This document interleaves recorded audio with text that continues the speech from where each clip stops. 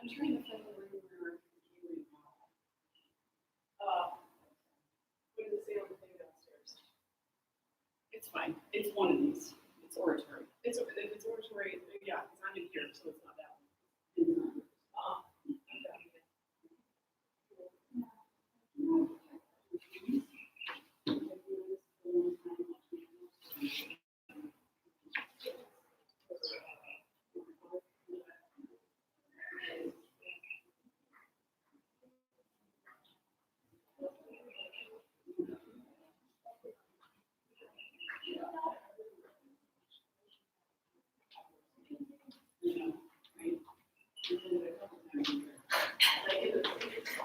Yes, I am not. No. Miss, who are not around? I think it's a G and me. Also, yeah, I was just thinking about it because I don't think I'm making poetry finals. I'm pretty sure I'm going to make poetry finals. I'm pretty sure. I didn't know that, but then yesterday's speech was much better. But like the first two ones didn't go that great. So like on that side, I put off a dark horse right now. What do you mean dark horse? And I don't understand. I feel like no one expects you to like do well. Like Zui, bro. Zui is ideal example of dark horse. Like she's doing well, but no one expected her to like do as well as she's doing right now. I've never seen. Also, Miss, can you come for impromptu finals instead of go for debate settings? Yes, please. I need you to be there. I need some moral support.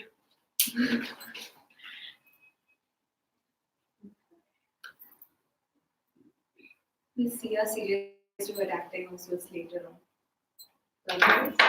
Plus 50, finals. Both of you. No, she's not. She's not acting, right? Oh, she's not.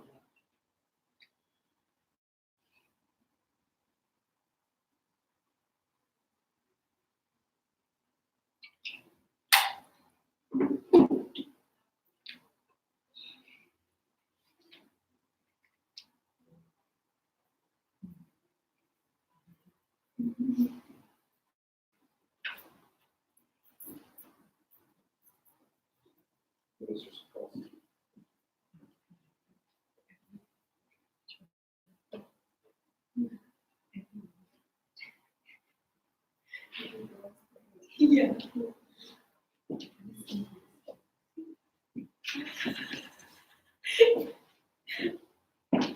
I'm pretty sure I've memorized your speech now. Yeah.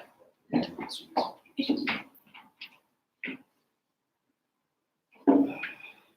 What else do we- No, there's Alex.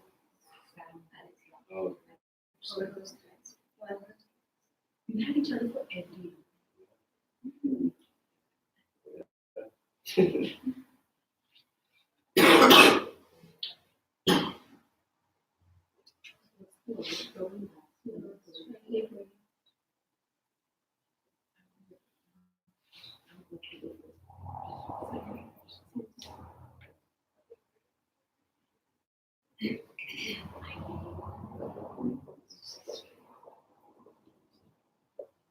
Trying to open the door. What time does it start? 9. Oh, Miss, can we go to the washroom and then? Wait, I'll guys.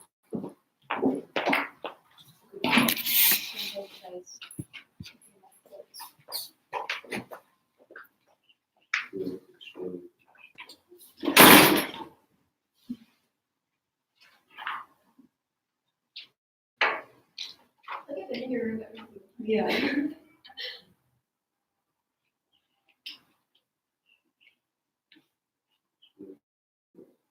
Some sleep?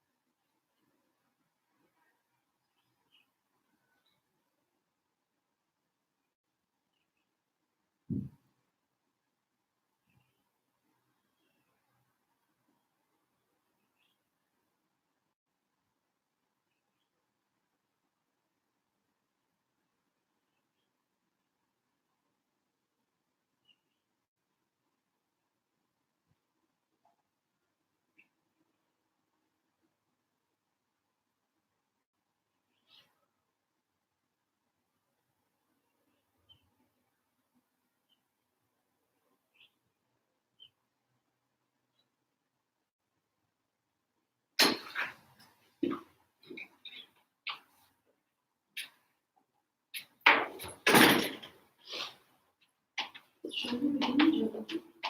Shall we begin? Oh, yeah. Okay. The title message is standardized testing, plague affecting our youth.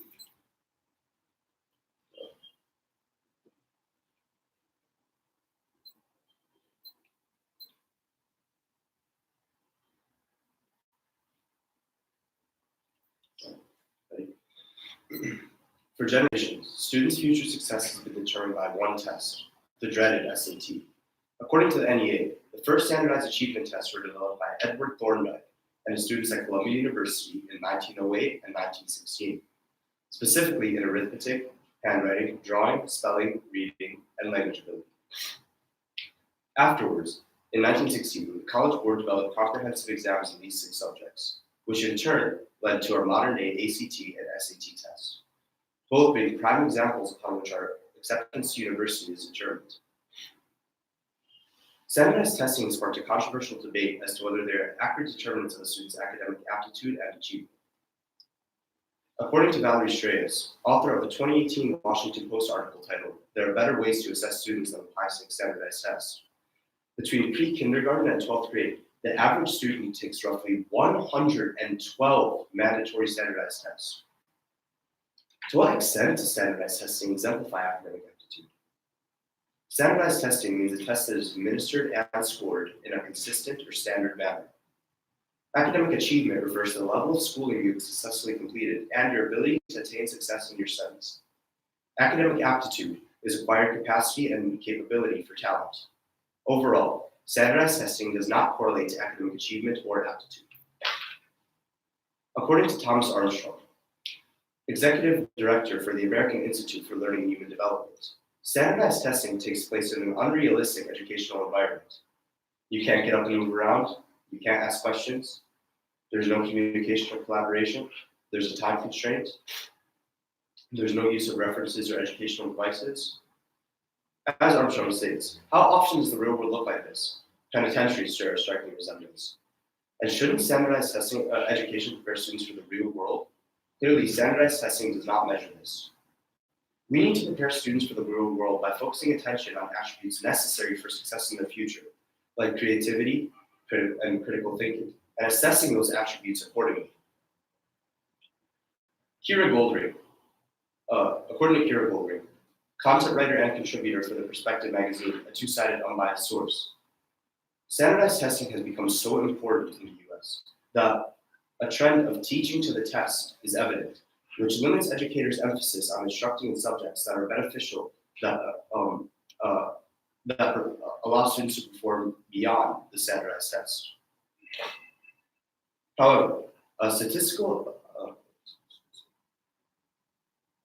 However, research shows that students are more engaged when concentrated on learning than on exam performance.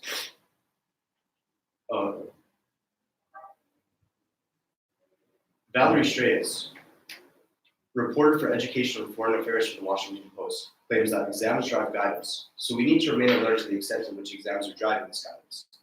The outsized accentuation on test scores has driven guidance towards things with one clear right answer, in an attempt to prepare students for what really counts, the standardized test. She also claimed that attributes such as creativity, critical thinking, resilience, persistence, and motivation are altogether qualities of a student who epitomizes academic accomplishment and are extremely influential to a student's university accomplishment and overarching achievements. They are not something that can be measured by standardized tests. Alfie Kahn, a cultural critic, put it this way: standardized testing is found as studies of students of different ages has found a statistical association between students with high scores on standardized tests and relatively shallow thinking.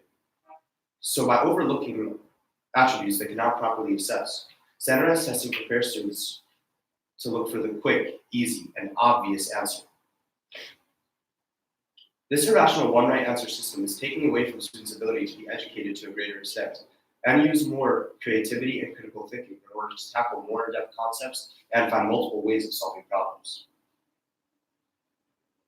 Standardized testing has had an unparalleled impact on the education industry and educators as a whole, who are forced to prioritize teaching in subjects that will benefit students' SAT and ACT scores, with a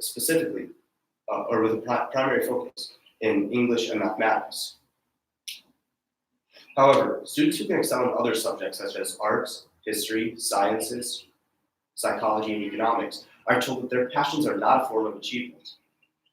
So where does this leave us? With the youth, students, and future generations of creators and innovators facing the harmful issue of standardized testing defining our future university success, or opportunity to change the education system in order to benefit future generations? The solution is eliminating standardized testing as a whole and focusing more on the overall education the student is receiving. A recent trend of less reliance and even nullification of standardized test scores has come into fruition in the US. According to Rebecca Safir, a contributor for Prep Scholar, some extremely prestigious schools have gone test optional, meaning they do not require the scores of standardized tests. Examples of these are the University of Chicago and George Washington University. Other schools are considering it extremely flexible, like New York University, Colby College, and Colorado College.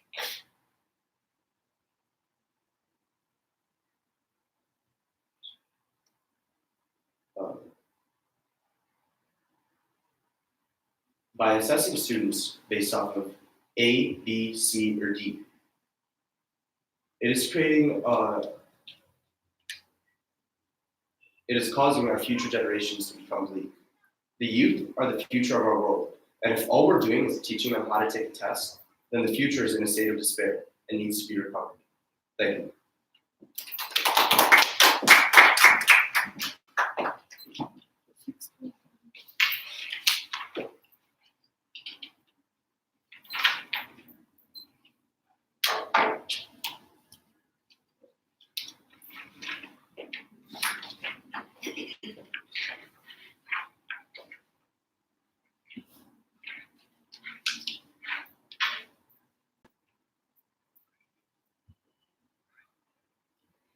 Today, I want to talk to you about assumptions. Most of us make them pretty regularly. Well, assuming is one thing, but judging someone based on an assumption is another thing entirely. When I first moved here, I met this lady who asked my brother, Jonathan, what grade he was going into. When he answered ninth grade, she turned to me and said, "Oh, so you're going into seventh grade then?" Now, Jonathan is about 2 years younger and 6 inches taller than me. Based on what the lady could see, this wasn't an unreasonable assumption, but it really annoyed me to get judged like that. If I get upset about something as minor as that, how would I feel if someone assumed they knew who I am based on society's common misperceptions of redhead? That's a hard question to answer, but something I was forced to ask myself when I came across the term toxic masculinity. Toxic masculinity, as defined by the Director of Women's and Gender Studies at Custom University, Colleen Clemens, is defined as a narrow and repressive description of manhood, designating manhood as defined by violence, status, and aggression. Basically, it's the cultural idea of manhood. What most struck me about this definition was how it was both confusing and misleading. It seems that our cultural definition of masculinity is exemplified by toxic behaviors. I have a great dad, awesome brothers, and a ton of guy friends who I have amazing relationships with. So I was concerned when I came across the term toxic masculinity, because I saw how easily it could be misinterpreted to mean that the very basis of masculine identity is toxic. Don't get me wrong, the issues at the heart of the masculinity debate are very real. According to Statista.com, between 1982 and November 2018, there were 110 mass shootings in the United States. 106 of those were carried out by men. And more than large-scale attacks, domestic abuse perpetrated by men is a real problem too. But after spending time doing my research and observing the men I know, I believe that the true cause of the problem is that our cultural expectations of what it means to be a man are toxic. The feminist and civil rights movements changed cultural stereotypes through the use of open, honest dialogue to bring awareness to their causes. However, men haven't had these same opportunities. In order for us to overcome our outdated cultural expectations and the double standards they create for men, we must create an updated definition of masculinity. But before we can engage in any dialogue, we must revamp our cultural ideals, and it is essential that we get rid of terms like toxic masculinity. Not so long ago, African Americans were referred to as colored. Today, that term is offensive and rude. In the same way, women were referred to as dog or sugar or honey all the time, even in a professional workplace. While these phrases might still be heard today, they are no longer socially acceptable. On the other hand, it is still socially acceptable to describe men as hunks of meat or macho. It's ridiculous that in society where so many efforts have been taken to create language that is updated and respectful, we are still describing men in ways that contribute to the toxicity that we criticize. Now, These advances didn't just come out of thin air. No, such widespread change on a cultural level has only occurred because of the years of hard work and campaigning done by the women and men associated with the feminist and civil rights movements. Unfortunately, the same effort has not been put forward to change the way that society views masculinity. I still hear phrases like, be a man up, and the slightly more vulgar, grow up hair, all the time. This suggests that we as a society have a problem with men displaying what are culturally perceived as feminine traits. But we can't have it both ways. We can't say that we want our men to exhibit less violence and then turn around and criticize them for showing emotion and vulnerability. So first we must redefine what it means to be a man today. Only then can we have conversations to discuss and replace our outdated cultural perceptions of masculinity. Once we do that though, we have to be willing to see the problems in our world for what they are. For instance, there are far fewer male nurses than female nurses. Often, this situation exists because society traditionally gives the role of nurturer and caregiver to women. One male nursing student said that based on his own experiences, this perceived femininity of nursing could have an effect on the number of men considering this career. Unfortunately, there seems to be a correlation. According to the Kaiser Family College, as of April 2017, only 9% of practicing nurses in the United States were men. This discrimination against men in fields traditionally dominated by women is difficult to accept, especially when you consider all the time and effort that has gone into making women feel comfortable in traditionally male-dominated fields. Take a look at STEM fields, for example. According to the University Times, the largest student newspaper in Ireland, there is nothing like the proactivity seen in trying to bring women to STEM when it comes to men in nursing. Simply put, the cultural expectations that we place on men and the assumptions that we make about them are not fair. The only way we are going to see progress is through actively working to change our cultural perceptions about masculinity to benefit men, just as we work to change how we view women and other traditional minorities. When asked what she thought 21st century feminism looked like, Gloria Steinem answered, "It's not for me to define. The message of feminism is that each of us, as female human beings, define ourselves. In order for us to be able to define masculinity, we must revamp our cultural expectations to ideals that are relevant in the 21st century. Then we must build upon that foundation to redefine what it means to be a man today." Changing a cultural perception is a big, difficult thing to do. But change starts right now, with you and with me. Like Gloria Steinem said about 21st century feminism, we must define masculinity for ourselves. If my friends and family have taught me anything about masculinity, it's that there is more than one way to be a man. We no longer hold women to the same outdated cultural expectations that we did 50 years ago. Don't we owe it to our men to afford them that same consideration?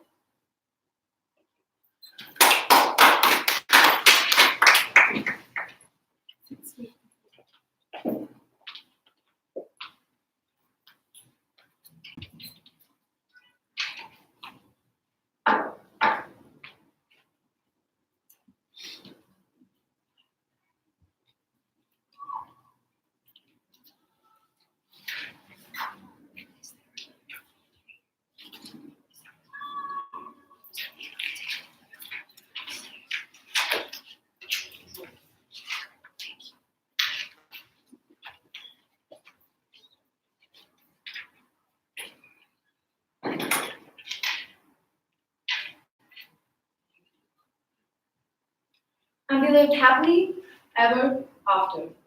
The end.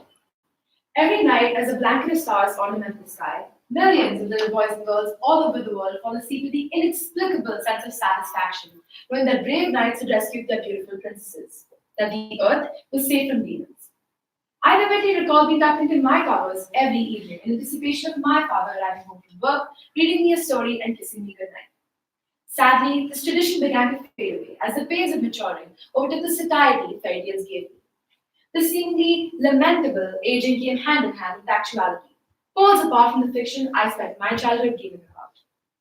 Real life princesses are those who use their voices to evoke change in this patriarchal society, where stepmothers are less than nasty, more inspiring, nurturing, and ones to be grateful for. Where lying can be detrimental, and unfortunately, not all our wishes can be fulfilled by the swish of a wand. French author Edmond de Goncourt's famous quote, "People don't like true and simple, they like fairy tales and humbug," certainly evokes thought.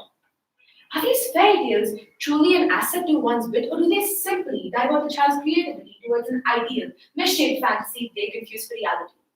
Well, listen up closely, everybody. Not so long ago, in a world not so far away, people have been acquainted with the idea that fairy tales distort a young mind's perception of reality. Now, whether or not the story has a happy ending, only time will tell. Cinderella? Snow White? What are those? An illness? Author of the global phenomenon Harry Potter, Joanne K. Rowling brought to light how some of these fairy tales set unreasonably high standards for beauty and appeal. How unfortunate is it that only 2% of the women worldwide consider themselves to be beautiful? That when I close my eyes, the word princess translates to a fancy ball gown and a perfect body, not a kind heart or a spirited soul. Think about it. Cinderella and Snow White, two iconic personalities in the history of Western literature, make their first appearances in the age-old Brothers Grimm issue. They have been adapted several times since. Snow White, a young lass sent into exile by her evil stepmother for conjuring jealousy of her beauty, then rescued by 7 dwarfs, then sent into a coma by her shape-shifting stepmother, and finally saved by the prince. Cinderella, on the other hand, was left by her father and left to the vices of her evil stepmother and evil stepsisters, who treated her as a servant until her fairy godmother came to rescue her, sent her to the royal ball where she fell in love with the prince and abandoned him as a clock-struck girl, and was rediscovered by the prince on his downright search for the girl with the matching glass slipper. Now, besides the fact that both these characters encompass the ability to talk with animals, they also share a common hero and a common enemy. That is, the beloved Prince Charming and the wicked stepmother. Similar tropes can be viewed in other fairy tales, including Hansel and Gretel and the Ugly Duckling, when the poor little duckling's appearance determines how he's accepted by others. So, from the Brothers Grimm to the Internet era, our approach as a race towards conceptualized characterization has certainly failed to cope with time. A study conducted by Professor Sarah Coyne of Brigham Young University, Utah, on June 28, 2016, assessed the impacts of Disney on 190 preschoolers. While 96% of the girls and 87% of the boys were aware of Disney's enterprises, an astounding 4% of the boys, as opposed to 91% of the girls, engaged with their merchandise on a weekly basis. That too with the severe disparity of feminine toys like tea sets and dollhouses as opposed to cars and action figures. The study also stated that, quote unquote, girls with worse body esteem issues engage with more Disney princesses over time, perhaps seeking out role models for what they consider to be beautiful. So yeah, it really does start at the Disney princess level at ages 3 and 4. Now, imagine a little girl holding up her mirror, unable to find skin as white as snow, or lips as red as blood, or a voice so splendid that the birds sure belong to her songs. Think about your boys, your sons. All their lives, men have been fostered in an environment that promotes violence, that glorifies aggression they mistake for bravery, or enforces a sense of pride they confuse for masculinity. No wonder some of the men in our society are duped to this utopia where their physical strength and social upliftment entitle them to an anti-feminist ideology that has threatened the well-being of our greater society. Ariel Silver, a student of Antioch University, Los Angeles, 2015, submitted a case study of a troubled American stepmother, Laura, who explained that she had negative, Disney-induced associations with stepmother that overrid her experiences as one. Winding this same struggle back 30 years, 1985, Julie Hubbard, then subordinate to the US Secretary of State Henry Kissinger, married Henry Hubbard and his 3 children. She recalls her first Christmas with her family. The independent, bright, and capable young woman was left in shambles as the children completely disregarded her efforts to bring the family together. They excluded her from their traditions. But who can blame the children, right? We're young and we're innocent and unaware of the repercussions of our actions. So, mirror, mirror on the wall, what has caused this atrocity after all? It is the ugly tropes proposed by the fairy tales we read. The concept of an evil stepmother is what blinded these young boys and girls from appreciating a deserving woman. Although I wholeheartedly recognize the efforts of contemporary media channels to break away from years of conformities through productions like Frozen 2013 or Brave 2012, Elsa, Anna, and Merida, the female protagonists, are far from what being accepted as beautiful. They redefine grace and praxis. They are their own allies and their own enemies. However, the timeliness and the efficacy of the media's ability to break away from years of conformities is certainly questionable. After all, it's a million of lives that have been impacted. While I do agree that these fairy tales impart some extremely valuable morals to a multitude of characters and plots, it is important for readers to highlight the negative archetypes surrounding stepmothers, societal roles for each gender, and what beauty and appeal means. With this being said and done, all the little boys and girls all over the world can live just happily ever after? No, happily informed thereafter. Thank you.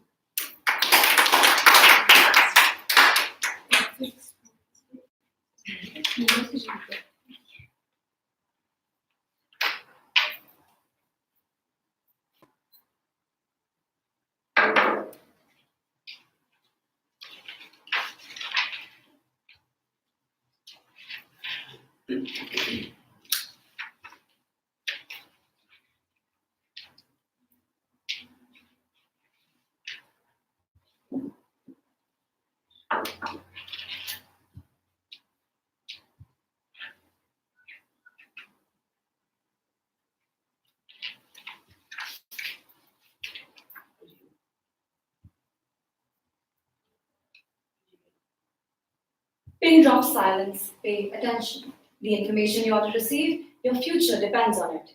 Stop daydreaming. Imagine living in this box. This box of routine algorithms, definitions to be memorized, awarded mark schemes, and examinations. We've all lived in this box for a large part of our lives. Some of us still do. As we start to think within these boundaries and set parameters, this box stifles our imagination, our creativity. I've been thinking about this for a long time. How come I accept knowledge as it is presented to me and never challenge it like I used to? When writing the speech itself, why was I constantly stuck at a dead end? Was I fearful of how you may receive it? It is in times like these that we doubt whether we are all creative. Maybe creativity belongs only to a select few. Well, Pablo Picasso once said, every child is born an artist. The problem is to remain an artist once you grow up. Was I also losing the artist in me? Are you? It is in times like these that we really doubt that we are creative. As I dug in deeper, Picasso was not the only one to voice my concern. In a NASA study, a set of 1,600 people were tested on their creativity over a 20-year span. The same children at the age of 5 were tested in regular periods at the age of 10, 15, and 25. The study concluded that 98% of 5-year-olds fell in the highly creative range. 30% were in this creative genius category as 10-year-olds, 12% as 15-year-olds, and a staggering 2% as adults. How does our creative spark die off? Where does the artist disappear? And why can't we afford to no longer go this way? That is what I would like to talk to you about today. The message is clear. As children grow up, they seem to grow out of creativity. It should surely not come off as a surprise then that 78% of CEOs cite creativity to be the number one shortage in their companies. So how does the shortage occur? Well, on their hunt for scientists and innovators, the NASA study confirmed that our education system is responsible for this. Under the current culture of education, students are educated out of their creative capacities. So, how does this shortage occur? Well, how you ask? Currently, knowledge retention is still prized over original thinking. Professor David Eagleman asserts that we are still stuck in the rut of the Industrial Revolution. Our curriculum is standardized, the ringing bells mark a change of factory shifts, and students are fed knowledge that most seem to regurgitate in examinations. As judge in this forensics round, what brings you here to take the time aside and listen to us speak? This may be more than just a competition game. Perhaps you do believe in the power of creativity. For that, I applaud you. Thank you for your support. Nevertheless, this room of those who encourage original thinking represents a minority. Rana Dajani, a Jordanian lecturer and university professor, states that current progress, even in the Arab world, is an embarrassing disappointment. Knowledge, information, and theories are presented as indisputable facts, and this creates students who struggle with independent thinking. But what are the implications on our future? A Harvard Business Review article titled The Future of Human Work is Imagination, Creativity, and Strategy confirms that technology is going to replace people with jobs. Few industries, if any, will be untouched. Knowledge workers will not escape. We need to rethink the principles upon which students are educated, because in less than 20 years, standardized tests will have no value. They cultivate these knowledge workers. What differentiates us, even secures us, will be our creativity. At the end of the day, can we have original ideas? Creative jobs have a 9% potential of being overtaken by machines, the lowest percentage there is, because creativity equips us to adapt to new situations as they arise. With the degree of uncertainty facing us, our world is engulfed in a phase of rapid change. From the disastrous effects of climate change to poverty to ever-growing war, we need to approach these complex issues with bold solutions and fresh perspectives. But ultimately, who is going to do that? Quoting educator Sir Ken Robinson, creativity now is as important in education as literacy, and we should treat it with the same status. There is this famous story that I've always found insightful. From school, young Thomas Edison came home to his mother, handing her a letter. Teary-eyed, his mother read it aloud. Your child is a genius. This school is too small for him. It does not have enough teachers for training him, so please, teach him yourself. After years of nurturing Edison's talent for mechanics and chemical experiments, his mother, Nancy Matthews Elliott, passed away. It was then, when sorting through her things, Edison found an old folded letter. It read, "Your son, Thomas Edison, is mentally disturbed. He is hereby expelled from attending the school." Thomas Edison was one of the greatest inventors the world had seen. Nancy Matthews Elliott saw her child for the hope he was, and his creative capacity for the richness it had. With that belief, she changed the world. I have faith that our schools can place its belief in our imagination, just how Eliot did, just how you do so today, and just how the revered author J.K. Rowling did so before her advent of Harry Potter. J.K. Rowling's parents and teachers saw her imaginative genius as an amusing personal quirk that would never pay a mortgage or secure a pension. So, they hoped she would take up a vocational degree instead. Yet Rowling had a strong belief in the power of imagination and resisted taking a conventional, sought-after role. Little did her parents know that her creativity would cast generations of readers under her spell. To nurture the Rowlings and Edisons of the world, we must excite and awaken the power of imagination in every child. We can do just that. There is wonderful work taking place where teachers are thriving, where students are intellectually alive. Mind Drive is only one example where their projects hit news headlines. An alternative education program for troubled youngsters, it attempts to bring back their love for learning. Recently, groups of students created an electric car that runs on social media's tweets and likes. What's interesting to me is these are called alternative education. Because if we did all that, we wouldn't need an alternative, would we? Not every school would look like mine, right? And not every school should. With you being the educator, you are the visionary. You have the greatest power to create change, the power to support students to think outside the box. But to think outside the box, we must envision ways to open it first. The road to the future begins in classrooms of today. Let us treat every child for the miracle they are. Let us celebrate the gift of human imagination. In turn, let us open our future to wider possibilities. Because the best way to predict the future is to create it. Thank you.